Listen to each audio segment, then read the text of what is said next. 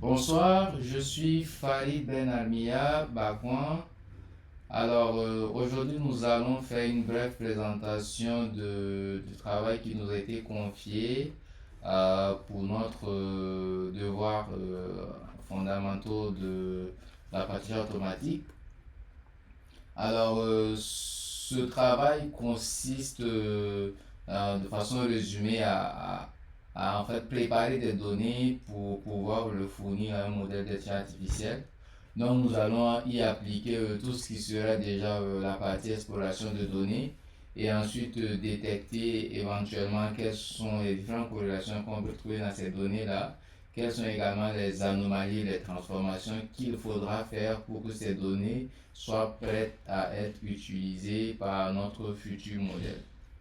Alors, euh, Notre travail va reposer essentiellement sur trois datasets, dont un principal et deux autres datasets complémentaires qui pourront être associés à notre jeu de données.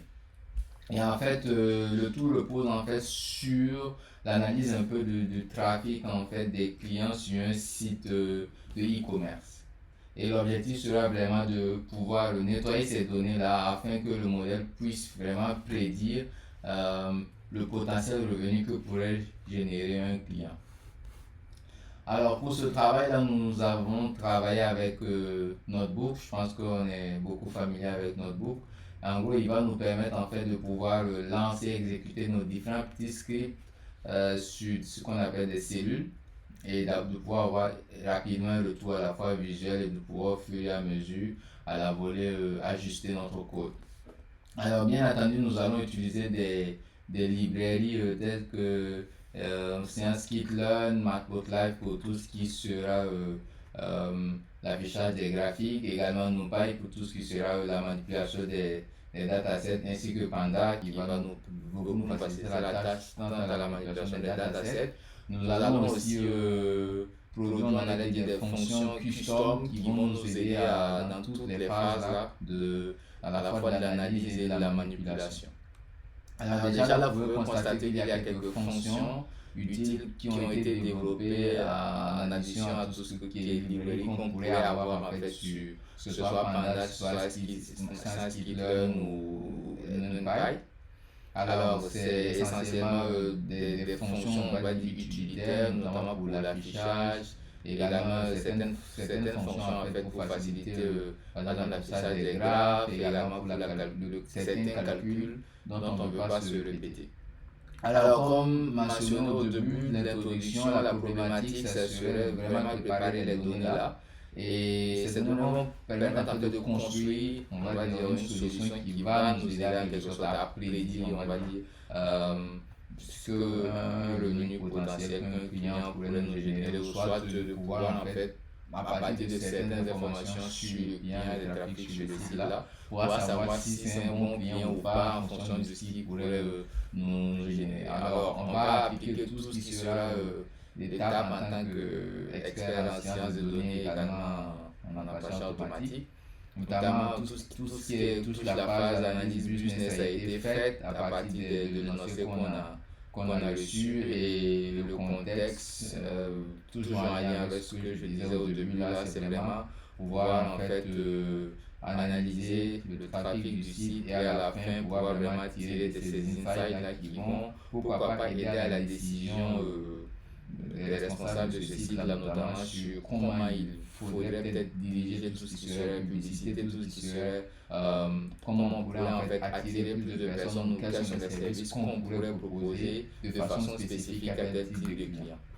Alors déjà, ça, pour continuer notre étude, là, ça va déjà commencer par une réalisation en fait de la TVA dans notre base analytique. Alors c'est elle-même qui va nous servir en fait, on va dire, de structure, de squelette en fait pour les données qu'on va utiliser. Pour cet exercice, on a déjà des lots de données qu'on a reçus qui correspondent plus ou moins à notre base analytique. On va voir plus loin comment on va arriver à avoir quelque chose d'un peu plus final. Alors, une petite analyse déjà de ce qu'on a, on a notamment tout ce qui est variable âge, page, bon, déjà l'âge de la personne, nombre de pages que la personne aurait visité, le first item price qui est essentiellement le prix en fait du premier article que la personne a payé sur la plateforme, le genre, si oui ou non la personne a payé, combien de fois en fait le client ou le visiteur du site a cliqué sur un lien de pub. Également, vous pourrez avoir des variables additionnelles qu'on pourrait tirer des autres datasets, notamment le pays, la population du pays d'origine du visiteur et également quel est pourquoi pas leur revenu, bon, leur PIB en fait. Alors, déjà on peut détecter quelques petits problèmes qui, à mon sens, seraient bien de mentionner parce que là, on va vraiment partir sur la base que les données qui nous ont été fournies en fait sont cohérentes et vraiment juste pour l'exercice. Sinon, on pourrait peut-être pousser un peu plus loin et se demander déjà est-ce que les prix que l'on a notamment dans les autres datasets lorsqu'on analyse, on a notamment le revenu qui est un prix, le first item price qui est un prix et également le PIB par habitant. On peut déjà se demander est-ce qu'il s'agit déjà de la même monnaie ou bien est-ce que ces monnaies-là sont des monnaies d'origine de chaque pays. Donc, dans notre travail, on va considérer qu'il s'agit de la même monnaie, pourquoi pas l'euro, le dollar. Également, on peut se demander est-ce que vraiment la SIP qui est associée là, vraiment, c'est pas vraiment un problème qui est lié en soi à notre base, à notre dataset, ou du moins au data qu'on nous a fourni, mais c'est beaucoup plus, on va dire, peut-être un problème un peu plus métier. Est-ce que vraiment les pays que l'on a collectés correspondent vraiment aux pays de ces personnes-là? Parce que là, je vois qu'on se base sur la data SIP. Et choses qui peuvent être facilement modifiables avec des VPN ou toute autre technique dans le genre. Alors, donc nous allons maintenant vraiment passer dans le fond de notre exercice, vraiment la partie qui nous intéresse le plus.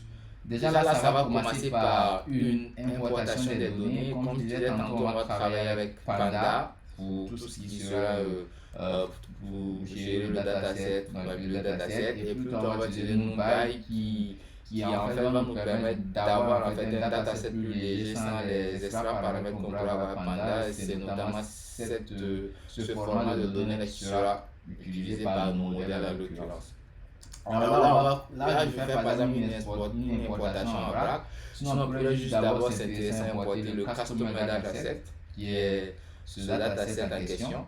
Et là, on remarque rapidement qu'il contient en fait des variables, plus ou moins une partie des variables qu'on avait citées, notamment âge, page, first item price, genre, rebuy, newsclick, country et revenu. Okay? Le reste, comme je disais tantôt, ça va contenir en fait des informations supplémentaires des pays en fait de ces visiteurs, notamment le nombre de population et également le revenu, bon, le PIB en fait par habitant des habitants de ce pays en question. Donc toujours avant de commencer toute action, on va commencer par en fait séparer notre jeu de données déjà. On va séparer un jeu de données d'entraînement, train dataset, et un jeu de données de test, le test dataset. Pourquoi c'est important de le faire? Parce que ça va en fait nous éviter en fait de s'auto-biaiser déjà. Parce que le fait déjà d'avoir connaissance de tout le dataset, y compris en fait les datasets de test, ça peut déjà orienter notre analyse. Et ainsi, ça pourrait avoir des répercussions en fait sur le modèle qu'on va entraîner. Et donc, d'avoir en fait un modèle qui va en fait apprendre un peu par cœur, si on peut dire, le test dataset, alors que le test dataset, c'est ce qui va nous permettre de savoir si oui ou non notre modèle pourrait vraiment prédire des données qu'il ne connaissait pas. Donc, il faudrait pour nous d'agir comme si on n'était même pas en fait conscient en fait de l'existence de ce test dataset là. Donc là, on va essentiellement travailler avec le train dataset. Alors, déjà, on pourrait se demander, vu qu'on a trois datasets, on va bien sûr les fusionner. Et comment on le fait? C'est grâce à un outil de Panda, une fonction de Panda qui s'appelle merge. Et en gros, merge en fait va un peu fonctionner avec ce qu'on pourrait appeler des clés. la même notion qu'on peut retrouver notamment en base de données, c'est qu'on va faire une semblant de liaison comme une sorte en fait, de clé étrangère en fait, qui va en fait lire nos deux datasets, notamment on a le contenu d'un côté, on a le contenu de l'autre côté. Donc pour chaque contenu en fait de tel dataset, on va associer le reste des informations du même contenu dans l'autre dataset. Donc c'est essentiellement ce que ça fait. Déjà, on va construire notre premier merge. Et ensuite, à partir de ce merge, également, on va merger notre deuxième dataset en faisant le même processus. Donc là, on pourra voir que, à l'occurrence, on aura un dataset plus complet ici. On va revenir sur cette partie-là lors de la partie transformation. Alors, notre dataset également, il pourrait contenir des valeurs, en fait, qu'on pourrait peut-être traiter d'anomalies, qui devraient normalement être en NaN. Et quand je dis en réalité, ce n'est pas des valeurs des anomalies, mais plutôt des valeurs manquantes. Parce que déjà, il faut comprendre dans le fond, ce sont des gens certainement qui ont collecté des données qui sont issues en fait d'extraction, peut-être par SQL ou d'autres types d'extraction. Et donc, ces données peuvent être sujettes en fait à des petites erreurs, notamment des valeurs qui manquent ne seront pas forcément codées dans le format dont on s'entend. Nous, on aimerait bien travailler avec des NaN, ok? Mais il peut se trouver que les données que nous, on reçoit, par exemple, est plutôt une autre manière d'encoder en fait les valeurs manquantes. Pourrait par exemple se trouver avec des UGNO, des points d'interrogation, etc. Nous, en l'occurrence ici, on va donc devoir cerner ces différentes encodages et pouvoir les remplacer par NaN. Une première manière, on va dire, assez simple, serait déjà de faire en fait une liste de ces valeurs-là, de ces valeurs, on va dire, d'encodage de valeurs manquantes et de les remplacer chaque occurrence dans notre dataset. Donc, notamment en disant point d'interrogation, NO, etc. Mais cette méthode-là a des limites parce que là, en fait, ça nous oblige à connaître déjà quels sont les différents mots-clés, on va dire, qui ont été utilisés pour définir des valeurs manquantes. Et c'est vrai, pour un petit dataset comme ça, c'est assez prévisible, mais on ne sait pas plus tard quelles sont les données qu'on va recevoir. Est-ce que les formules seront encodées de la même manière? On n'a pas cette garantie-là. Alors, la deuxième manière serait donc de convertir en fait ces colonnes-là et de les remplacer. Parce que là, c'est par exemple intéressant pour des colonnes qui sont dites discrètes, en fait, du moins des colonnes qui sont numériques. Pourquoi? Parce que là, les colonnes numériques sont censées être soit des floats, soit des ints. Donc, on essaie de les convertir. Si jamais il y a un petit problème de conversion, on peut se dire que bon, il ne s'agit pas donc de nombres, donc certainement ça doit être des NaN. Et donc, grâce à cette méthode Panda to numérique avec HeroCORE, c'est pour dire là, on ne va pas en fait stopper notre script en cas d'erreur, mais on va plutôt le remplacer en fait par des NaN. Donc, essentiellement, ce que ça fait là, ça peut bien résoudre notre problème. Et l'approche que moi j'ai implémentée là, c'est plutôt une approche assez flexible qui va se baser en fait sur les techniques de regex. Parce que là, je me suis imaginé, oui, peut-être qu'il y a des erreurs, il y a des mots-clés, mais il y a peut-être des mots-clés qui en réalité contiennent des informations. On pourrait par exemple avoir qu'on est, par exemple, 4,5 au lieu de 4,5 par exemple, ou bien une mauvaise saisie et tout. C'est que là, en fait, on va utiliser des regex, et ces regex, en fait, vont nous permettre de capturer en fait les valeurs numériques qui pourraient se trouver dans un string, ou du moins dans un texte, si c'est formaté en texte, avant en fait de faire cette conversion-là et ensuite pouvoir remplacer en NaN. Donc tout ce qui a été fait ici, c'est en gros des fonctions qui stoppent. Je vais mettre en référence ce document-là, ce notebook, donc vous pourrez voir quelles sont en droit à l'âge les différentes fonctions qui ont été faites. Donc là, on a fait une fonction en fait, qui va faire tout ce gros travail là de pouvoir en fait, appliquer les regex à base d'une certaine configuration et de les convertir en des données. Okay. Ça étant fait, on va maintenant passer à l'analyse exploratoire des données. Pourquoi là c'est important? C'est que ça va nous permettre de détecter pas mal de choses dans nos données, que ce soit en fait des incohérences, des anomalies, entre autres outliers et autres. Également, ça va nous permettre de connaître un peu plus nos données, ce qui est très important d'ailleurs, et pouvoir nous donner un aperçu de quelles sont les transformations qu'on va faire ou qu'on fera sur nos données là. Donc là, ça va déjà commencer par là afficher en fait ce qu'on appelle le rapport de notre dataset en gros, qui va nous donner des informations assez intéressantes en fait sur notre dataset, notamment le nombre d'éléments par exemple.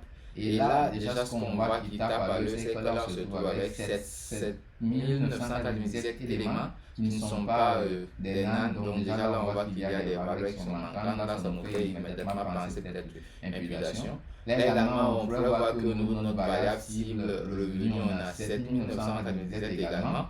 Et là, on verra plus tard quelle est la transformation adéquate qu'on va devoir faire ici.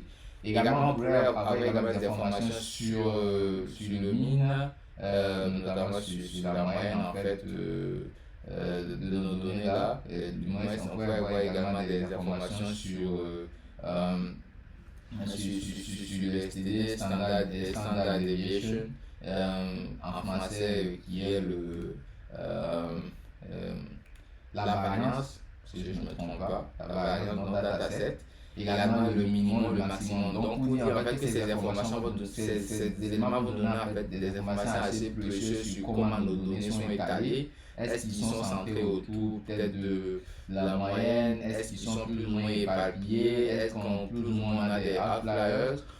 Déjà là on est peut-être sur un maximum de 119 avec un minimum de 18 et puis là on a un min de 37. Donc déjà là on voit qu'il y a plus ou moins des valeurs SM isomères de maximum. Vous pourrez également peut-être en dire pareil au niveau peut-être de la partie max. Ici au niveau de la news click, c'est que là on a un maximum 10 clics par page et là on a carrément des 0 clics. Ça pourrait peut-être un peu jouer sur notre modèle, avoir un poids assez conséquent sur nos modèles. Vous pouvez également voir qu'il peut y avoir une certaine disproportion au niveau également des populations. Tout ça, nous allons voir dans la suite de notre exposé. Là. Donc, maintenant, parlons d'identification de valeurs manquantes. Donc, en faisant en fait le count ici, ça va vous donner quelles sont les informations qui ne sont pas NaN. Ça va être des informations qui ne sont pas... quelles sont les informations en réalité des valeurs qui le compte en fait des valeurs qui ne sont pas dans notre dataset en gros. Donc là, comme je disais tantôt, on a first item et revenu qui sont à 7797. Donc alors là, on a déjà ces éléments-là, on saura comment les traiter. Mais rapidement, on voit que le nombre en fait d'éléments qui sont là ne sont pas très conséquents. Donc c'est l'information qu'on a, on ne va pas donc supprimer parce qu'il y a des méthodes notamment on pourrait peut-être supprimer si on a très peu en fait d'informations. Là par exemple si on n'avait que deux informations sur 8000, bah, c'est une information qui ne serait exploitable et qui serait aussi très difficile à remplir. Donc une bonne stratégie serait peut-être de supprimer. Mais là on a moins de 60% de valeur manquante, donc serait plus opportun de les garder, de trouver une manière en fait de pouvoir les remplir, en fait, compléter ces données-là. Maintenant, on peut également passer à faire tout ce qui est la recherche d'anomalies. Les outliers, c'est deux termes assez différents. Les outliers, c'est ce qu'on appelle des valeurs aberrantes, notamment c'est des valeurs qui s'écartent en fait d'une tendance, on va dire, plus ou moins générale dans le dataset. C'est-à-dire on a des groupes, on a des îlots et des groupes qui suivent cette tendance, on a quelques petits éléments là qui ne sont pas en fait dans un seul groupe. Là on peut peut-être parler d'outliers. Mais par contre les anomalies, ça c'est vraiment des problèmes qu'il faut résoudre. Qu'est-ce que j'entends par anomalie? C'est par exemple un pays, par exemple, country qui n'existe pas. Par exemple, ça peut être un exemple d'anomalie. Okay. Ou bien c'est par exemple avoir un nombre de prix d'items qui est très large qui peut nous pousser à croire que peut-être il s'agit là d'une entreprise ou bien un groupe de personnes, tout autre qu'une seule personne, etc. Alors, on peut également voir rapidement la cardinalité en fait des variables. La cardinalité également sera plus ou moins importante parce que en fonction de la cardinalité, on pourrait déjà avoir une idée de quelles sont les variables qui sont catégoricielles ou pas. Déjà là, on voit que les chaînes de rebuy seront forcément catégoricielles. Par contre, il y a des variables qui auront des faibles cardinalités, plus ou moins faibles, mais qui peut-être pourront être transformées en variables catégoricielles. Donc on verra ça également dans la suite de notre exposé là. Alors là, nous allons afficher maintenant l'histogramme. Donc l'histogramme, c'est quand même assez, j'allais dire l'histogramme, c'est un élément très important dans l'analyse de nos données là. Pourquoi? Parce que là, il va nous permettre d'avoir une idée en fait sur l'étalage et puis sur la distribution de nos données. Ok, donc là, j'affiche l'histogramme avec la méthode classique. Là, j'appelle du moins ma fonction qui me donne un histogramme qui est quand même visuellement plus intéressant à analyser. Donc, fait que je vais l'utiliser ici. Et là, j'utilise l'histogramme en changeant la méthode de calculation des bins. Donc, en gros, là, on a plutôt une méthode avec des bins qui sont, je l'affiche là. On aurait ici une méthode en fait avec des bins qui sont statiques, notamment des bins. Mais ça, c'est pas la même problématique parce que le choix du bit c'est très important. C'est ce qui va nous permettre en gros de réellement voir en fait la distribution. Donc plus le bins il est petit, plus on va étouffer certaines tendances, on va dire, plus on va étouffer certaines variations. Mais plus le bins est large, plus en fait notre donnée sera trop détaillée et on aura l'impression de ne voir que du bris. Donc voilà pourquoi c'est important d'avoir une stratégie de gestion de bins. Et donc là, ce qu'on va utiliser là, le FD, j'ai déjà oublié, c'est en gros FD Bins Strategy. C'est voilà, Friedman Diokis. Alors, donc justement cette stratégie-là que l'on utilise pour la gestion de bits, je pense que là ça donne un aspect beaucoup plus mathématique. Mais dans les lectures, j'ai vu que c'est ce qui me correspondait le mieux. Et là, effectivement, j'arrive à quand même capter plus ou moins la tendance de nos différents éléments là. Donc là, vous pouvez avoir une analyse assez rapide en fait de ces histogrammes là. Déjà là, on voit que déjà au niveau de âge, on voit que c'est quand même un truc qui est assez, même pas assez, qui est asymétrique là. Ok, avec un étalement qui va vers la droite ici. Donc là, par exemple, autour ici, on pourrait peut-être parler de valeurs extrêmes à ce niveau-là. Au niveau de page également, ça tend vers la symétrie avec un petit étalage vers la droite. Ici, on a la distribution des newsletters qui est un peu normale. Qui est un peu normale, un peu en forme de cloche, mais quand même on pourrait remarquer quelques petites irrégularités quelque part par là. On a également revenu, lui, j'allais dire en fait, il a quand même une distribution, comment on l'appelle,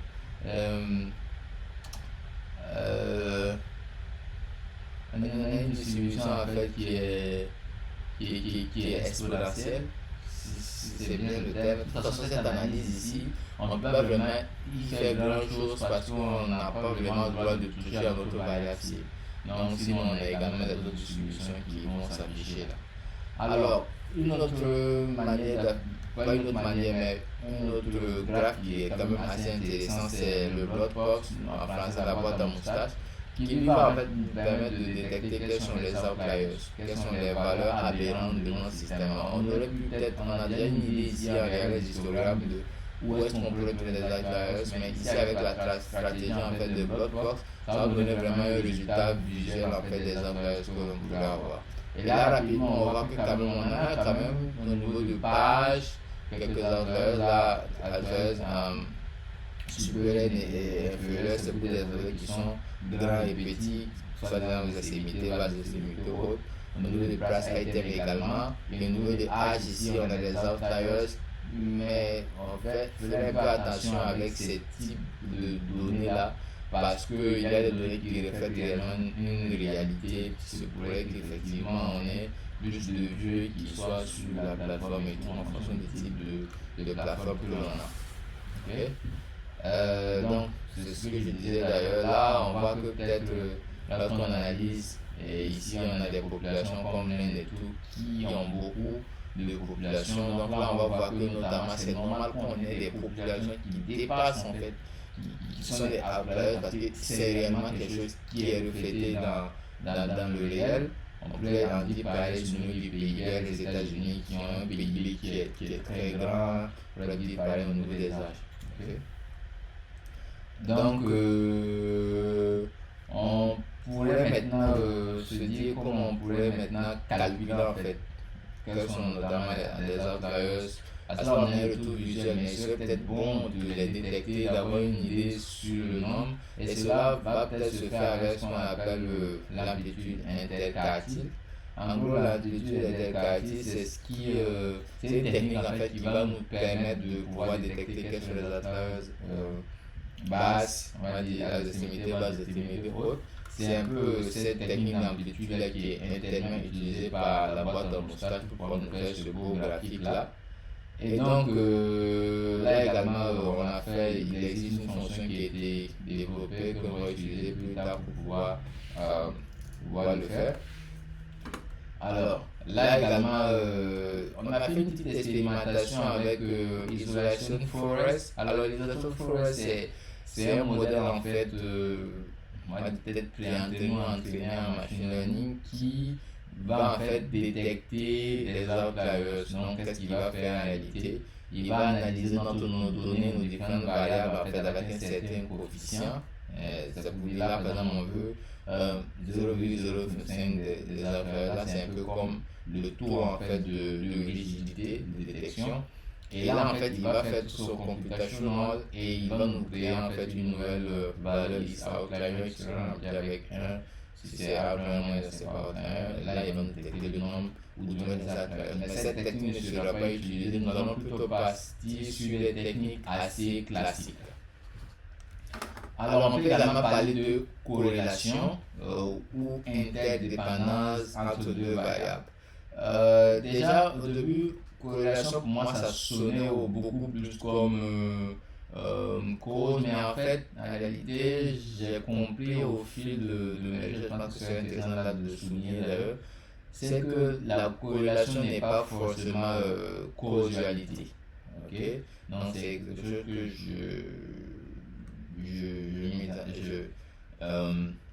j'avais dit que je confondais assez et je pense que peut-être là c'est intéressant de le partager.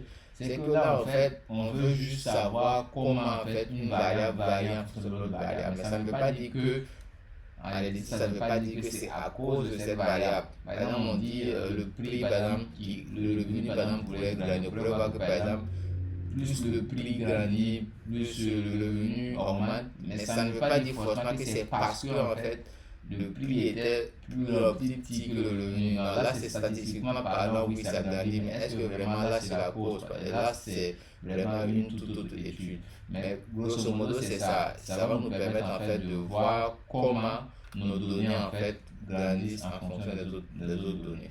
Okay? Là, on pourra avoir une belle matrice ici de corrélation là. Là, déjà, on peut voir que de façon générale, nos données ne sont pas très corrélées ni positivement ni négativement, ce qui est un peu bon signe, c'est-à-dire qu'on n'a pas vraiment de variables à supprimer. Okay? On pourrait quand même tirer quand même des informations assez significatives sur l'ensemble de nos variables, bien avec qu'il y ait quelques-uns qui se démarquent un peu des autres avec des corrélations qui semblent un peu plus grandes. À mon sens, on va dire à mon sens, qui pourrait peut-être avoir vraiment un lien avec la montée de revenus. Parce que là, par exemple, je vois que NewsClick et revenu, on a quand même une corrélation qui est un peu plus grande que les autres. Et de façon vraiment métier, je pense bien que plus en fait on s'engage en fait à cliquer des publicités, plus on a les chances de faire un achat. Donc là, c'est vraiment mon analyse assez personnelle de ma vie personnelle. Alors là également on a des matrices ici et donc en gros ça c'est également ces sortes de matrices de corrélation et donc ça va nous permettre, bon après c'est juste une manière visuelle de voir tout ce qu'on avait vu de l'autre côté, et là aussi ça va nous permettre en fait de voir de façon visuelle les différents regroupements qu'on a par rapport à nos autres variables. Et donc là de façon générale je vois quand même que on a quand même du mal à trouver des groupements, ce qui est assez typiques, on va dire, des données qui se rapprochent un peu à des données financières un peu. On remarque assez souvent qu'on n'a pas vraiment de forte corrélation, même si on en a en fait, on a une répartition qui n'est pas vraiment, comme par exemple, on va avoir des répartitions qui seraient peut-être à Nilo, sur un dataset, on verrait par exemple qu'on a un groupe ici de données, un groupe ici de données, un groupe ici de données, un groupe ici de données, c'est quand même facile à prédire. Mais là, quand même, on voit que les données ne sont pas tellement décidées, on n'arrive pas tellement à capter une vraie tendance, même si elle existe quand même, voilà, c'est un peu la particularité de ces datasets-là. Même si on voit peut-être ici qu'avec âge et revenu, on a tendance à voir quand même que, un peu en fonction de l'âge qui se situe euh, 20, entre 20 à près de 45, on semble avoir un peu plus de personnes qui génèrent le plus, tandis que chez les personnes qui sont un peu plus âgées, on a un peu moins de revenus générés. Mais c'est pas, sont pas tellement décidés en fait, c'est pas tellement visible, j'allais dire. Alors là, c'est une petite fonction qui sort aussi qui m'a juste permis d'avoir quelques informations rapides, notamment avec euh, l'impression qu'on avait déjà, mais juste en plus de là, j'avais des informations sur la cardinalité. Je pense que peut-être là, je vais juste cacher cette information-là parce qu'elle n'est pas vraiment très intéressante. Et donc là, j'affiche ici. Ok. Donc là, c'est un autre graphique avec moins de données en fait. Donc là, j'affiche un autre plot avec moins de données. Là, on a également notre matrice de corrélation qui affiche de notre manière un peu. Voilà. Donc, c'en est tout pour la partie analyse exploratoire. Maintenant, on va passer à la partie qui nous intéresse le plus ici, c'est comment on fait en fait, qu'est-ce qu'on tire de cette analyse exploratoire-là et comment on fait le nettoyage et la transformation. Là, j'essaie de vous faire un petit résumé de ce qu'on va faire. Déjà, c'est de pouvoir remplacer les valeurs aberrantes par des NaN, ensuite imputer pour remplir les valeurs manquantes, ensuite créer des variables enrichies, supprimer les colonnes utilisées, discrétisation de certaines variables, encoding des variables discrètes, normaliser les données continues, appliquer les transformations. Déjà là aussi, on peut bien ajouter que quelque part on va fusionner les autres datasets. On pourrait également, parce que ce serait mon premier on pourrait le mettre un jour au fur et à mesure de toute façon. Alors, donc déjà là, on va copier notre train set ici à Xdata pour pouvoir faire nos tests, parce que là, on va faire les tests avant de construire un pipeline à la fin. Donc là, on fait notre describe juste pour avoir une idée de comment se comporte. Donc là, je parlais tantôt de la fonction custom qui va nous permettre en fait de pouvoir formater les données manquantes il s'agit là. Donc on va la transformer en fonction transformers pour pouvoir utiliser dans un pipeline. Et en gros, c'est quoi le pipeline? Pour spoiler un peu, c'est une manière en fait de ne pas se répéter déjà. Pour dire tout ce qui est phase de nettoyage qu'on a eu à faire, on ne va pas les répéter encore sur les diffusions demain ou après dans l'autre jeu de données. On ne va pas le faire tout le processus à zéro ni par ni. On va créer en fait une sorte de fonction qui va juste prendre un input des données non préparées, nous faire sortir des données préparées. Et donc, les pipelines vont se passer avec plusieurs étapes en fait de cette préparation-là, okay, que l'on va construire et ensuite qu'on va utiliser et qu'on va appliquer. Donc déjà là, je crée quelques morceaux de notre pipeline qu'on va associer par la fin. Donc là, c'est celle qui va s'occuper en fait de formater en fait nos données manquantes, nos datasets en NaN. Ensuite, la gestion d'anomalies ici, ça j'ai juste une petite fonction pour avoir les indices parce que quelque part on va travailler avec NumPy, donc là il faudrait plutôt avoir les indices en fait des couleurs. Ici, on fait notre petit test pour détecter les anomalies dans l'application interactive. Donc là, on a dit Outliers Borns, qui est une fonction custom que j'ai développée pour détecter. Et là, on peut par exemple voir qu'on a 279 avec un facteur de 3. Alors, cette fonction, en réalité, je vais l'expliquer plus tard, mais c'est que j'ai en fait customisé ici le facteur. Donc, le facteur de précision, c'est ce qui va nous permettre d'ajuster à quel niveau en fait de détection qu'on veut pour ces outliers, quelle est la légitimité en quelque sorte. Ensuite, on peut également parler de l'imputation. En gros, pour l'imputation, on a plusieurs stratégies d'imputation. Okay? Déjà, on a plusieurs méthodes, si on peut parler ainsi, ou plusieurs librairies, pas des librairies, mais des fonctions de skip-learn, des simples imputers qui va pouvoir en fait remplacer des valeurs manquant des NaN de notre dataset là à des valeurs. Okay? Ces valeurs dépendent de la stratégie qu'on met en œuvre. Là, j'ai mis par exemple la stratégie de médiane. Okay? Sinon, on a également une autre stratégie. On a plein d'autres stratégies, notamment que ce soit la moyenne, que ce soit. Je suis juste. Pour l'instant, je suis juste d'ouvrir la documentation. Simple imputer. Et là, en fait, on verra quelles sont les stratégies que l'on peut. Min, ici. Ensuite, on a stratégie médiane. Ici, on a most frequent, le plus fréquent constant. Donc, cette stratégie, par exemple, c'est celle qui serait utilisée pour les variables catégoricielles. Et comme je disais là, c'est une imputation pour les variables numériques. Donc là, on va la tester, on va bien voir que ici, on a toutes nos données qui sont complètes, on va dire. Ensuite, ici, on va expérimenter en fait l'iterative imputer. Pourquoi? Parce que le simple imputer, il va juste s'adresser à une seule colonne pour son analyse. Et donc, c'est quand même suffisant pour notre cas. Mais après, il serait peut-être intéressant d'avoir une méthode qui va prendre en compte de façon générale en fait, nos données. Et donc, c'est ce qui en fait vient compléter Interactive Imputer. C'est que lui, il va regarder un peu partout sur les autres colonnes, essayer de savoir où est-ce qu'il peut situer la valeur en fait, comment il peut estimer la valeur manquante. Donc, c'est comme si en fait, il apprenait nos données et qu'il prédisait en fait les données manquantes pour les compléter. En gros, c'est ce qu'il fait de façon assez simple. On ne va pas utiliser cette méthode-là par contre, on va utiliser les méthodes classiques.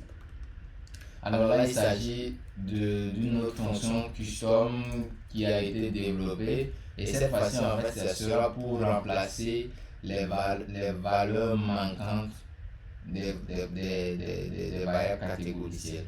Là, j'ai voulu le gérer vraiment séparément. Pourquoi? Parce que là, effectivement, on connaît déjà quelles sont les catégories, donc c'est plus facile.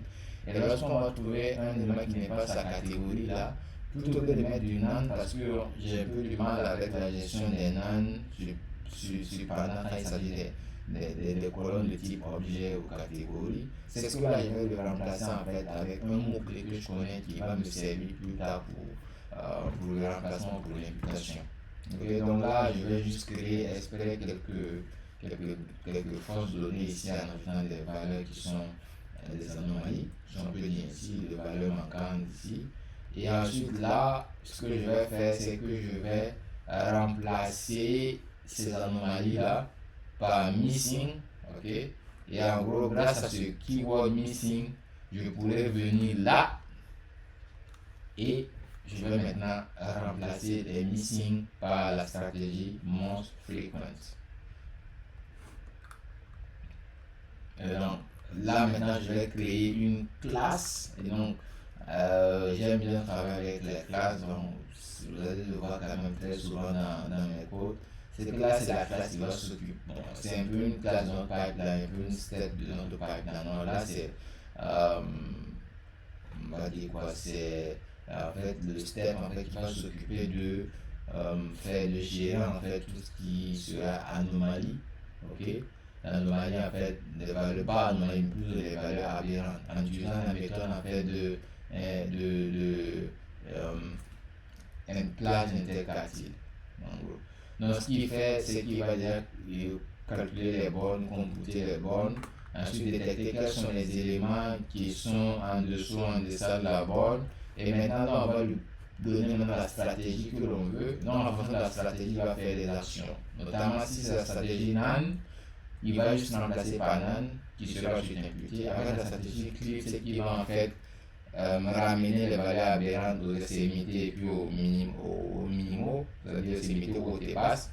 S'il s'agit par exemple de la stratégie médiane, il va remplacer par la médiane. S'il s'agit de erase, là, il va supprimer en fait les lignes en fait qui contiennent ces valeurs aberrantes là. Et il va ensuite retourner un élément. Donc notez ici, je parlais tantôt de facteurs. Donc le facteur c'est un peu notre hyperdonnée personnelle, on va dire, qui est hyper paramètre de moins, qui va en fait nous permettre de gérer à quel niveau est-ce qu'on veut rigidifier la détection de ces valeurs aberrantes là, ou du moins de ces anomalies. Alors là, on va faire une petite expérimentation de notre élément du pipeline. On va transformer notre élément en NumPy. On va ensuite maintenant utiliser get-on, il faut retourner les index et ensuite on va maintenant tester en faisant différentes stratégies. Et là, on voit qu'à la fin, effectivement, on a des données ici. On a en fait des données ici qui seront en quelque sorte transformées en fait en réalité. En fait, on va peut-être soit les supprimer. Là, par exemple, si on avait fait une stratégie erase ou une stratégie de remplissage, on va soit les supprimer ou soit les remplacer. Là, par exemple, on peut tester peut-être avec la stratégie. Ici, on fait le flipping. Est-ce que j'ai lancé les autres données? Voilà. Donc là, je vois que on a include all qui me revient à 997 pour l'anomalie. On va voir qu'effectivement, on a le min qui est sensiblement changé. Pourquoi? Parce que on a eu en fait à modifier certaines valeurs. Et là, pour avoir une plus grande vue, c'est que si on lance ici le blog post, on voit que voilà, on a plus en fait de valeurs aberrantes dans le first price item. Ensuite, maintenant, on va parler de l'enrichissement. Donc, l'enrichissement, dans notre cas, ça va concerner deux parties. Déjà, à fusionner nos datasets, ça c'est l'enrichissement par fusion, comme j'appelle. Et ensuite, on a maintenant l'enrichissement par création de variables synthétiques. Donc, l'enrichissement par fusion, on va juste prendre les bouts qu'on avait présentés au début qui vont faire le merge et le mettre juste dans le pipeline ici par la classe, par le wrapper pour le mettre dans le pipeline. Et ensuite, maintenant, ici, on a l'enrichissement par la création de variables synthétiques. Donc, en gros, ça serait juste de prendre certaines variables pour en produire d'autres. Et donc, c'est ce qui va se passer ici. Et là, on va plutôt créer en fait d'autres variables en fonction en fait des autres variables, notamment en faisant des divisions. Donc là, ce qu'on va créer, c'est notamment PIB total, nombre de clics par page et puis pouvoir d'achat dans le pouvoir d'achat relatif en fait dans le site, c'est-à-dire quel est le pouvoir d'achat des populations là par rapport à notre site. Donc il va être juste la division du first item price par GDP in-app. Donc là c'est notre classe définitive. Ici j'avais juste créé une classe pour tester rapidement là en utilisant Panda. Mais ici on utilise NumPy qui est quand même plus adapté pour notre pipeline. Et donc là, c'est l'utilisation de notre pipeline ici. On va créer un petit pipeline pour tester le tout avant de passer au suivant. Et on voit qu'effectivement, on arrive à créer des variables qui sont synthétisées et également regrouper GDP total, population. Okay. Alors, maintenant passons à la gestion des variables catégoricielles. À ce niveau-là, déjà là de base, c'est qu'il va falloir nous encoder les variables qui sont catégorisées. Encoder, c'est-à-dire on va peut-être conserver des strings ou on va conserver peut-être des valeurs binaires. Oui, on peut, pour les valeurs binaires, par contre, on peut souvent conserver.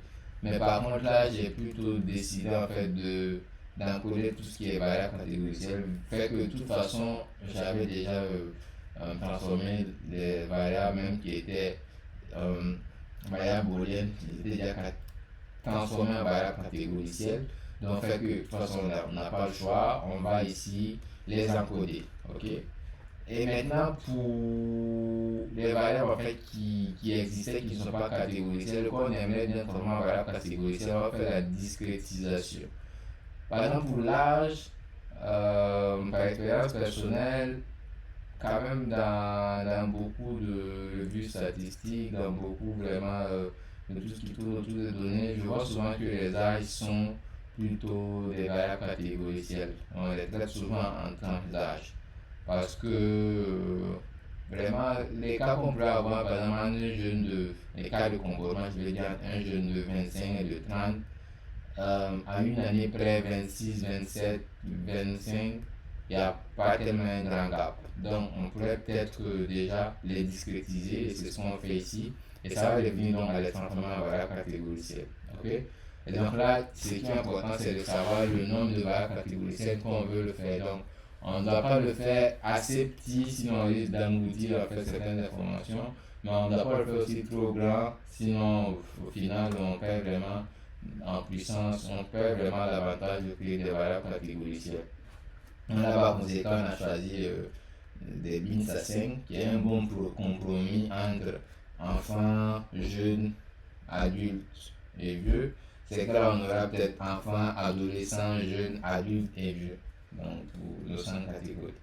Là, maintenant, on fait la construction de notre pipeline au total ici, avec toutes les différentes petites fonctions qu'on a, colonne dropper pour pouvoir supprimer certaines colonnes. On a ici également Miss Data Formatter ici, qui est une amélioration de notre fonction de convertisseur en fait, de données manquantes des mots-clés en NaN ici, en prenant en compte des variables catégoricielles. Et ce qu'on fait, c'est qu'on va faire une première expérimentation de notre pipeline là.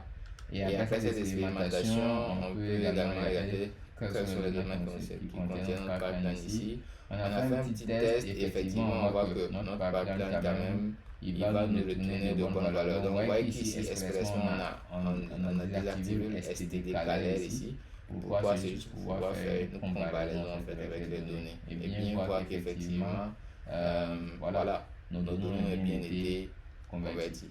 Okay? Et là, si on voit très rapidement, là, on verra qu'ici, 1, 2, 3, 4, 5, les 5 colonnes ici, ça va correspondre à l'âge.